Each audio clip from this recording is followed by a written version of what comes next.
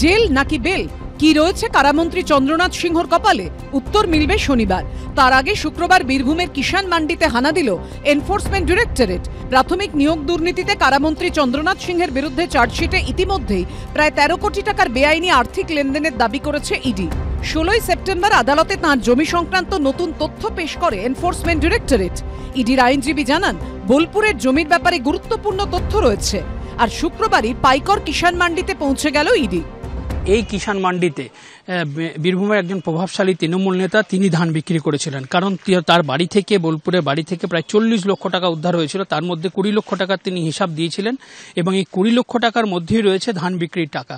এর জন্য যিনি এই মোরারই 2 নম্বর ব্লকের যিনি কৃষি আধিকারিক, তাকে গত 1 সপ্তাহ আগে চিঠি দিয়েছিল ইডির তরফ থেকে। একটা চিঠি দেওয়া হয়, চিঠি দিয়ে সেখানে জানতে চাওয়া হয় যে এই যে নেতা, তার যে জমি রয়েছে সেখান থেকে কত ধান উৎপন্ন হয়েছে সে তার হিসাব চাওয়া হয়েছিল। তারপর এই ইডির আজকে হানা। ওনারা যেটা জানতে আসছিলেন, এইখানে ধরুন একটা ওই প্রোডাকশন বিষয়ে 2-1টা জানতে এসেছিল।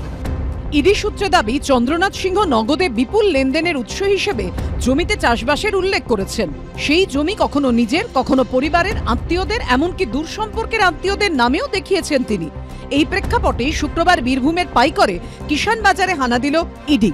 সূত্রের দাবি, ইডি অফিসাররা জানার চেষ্টা করছেন কারামন্ত্রী চন্দ্রনাথ সিংহর নামে কত জমি রয়েছে, কিভাবে সেই জমি কেনা হয়েছিল, কত সালে কেনা হয়, কি চাষ হয় জমিতে, সেখান থেকে আয়ের পরিমাণ কত। একা চন্দ্রনাথের সিনার বাড়িতেই চন্দ্রোদয় হয়েছে এরকম মনে করার কোনো কারণ নেই।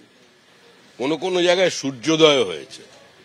মানুষ চাইছে সেই বাড়িগুলোতে ইডি পৌঁছক সেটা দেখতে। আদালতে মন্ত্রী চন্দ্রনাথ সিনহার ভাগ্য নির্ধারণের মাত্র 24 ঘন্টা আগে ইডির ম্যারাথন তল্লাশি অভিযান। ইডি আধিকারিকরা জানাচ্ছেন, আজকের এই তল্লাশি অভিযানে যে তথ্য বা প্রমাণ সামনে আসবে, শনিবার দিন শুনানির সময় সেটা কোর্টে পেশ করবেন ইডির তদন্তকারীরা। ইডি যারা এত তদন্ত করার কথা বলছে, 5892টা কেস ফাইল করেছে বিরোধী দলের নেতা এবং নেত্রীদের উপর, তার কনভিকশন রেট হচ্ছে 0.14%। তারপরে আর কোনো মানুষ এই সংস্থার উপর ভরসা রাখেন? বোঝাই যায় যে এরা বিজেপির বি টিম হিসাবে রাজনৈতিক উদ্দেশ্য প্রণোদিতভাবে কাজ করছে।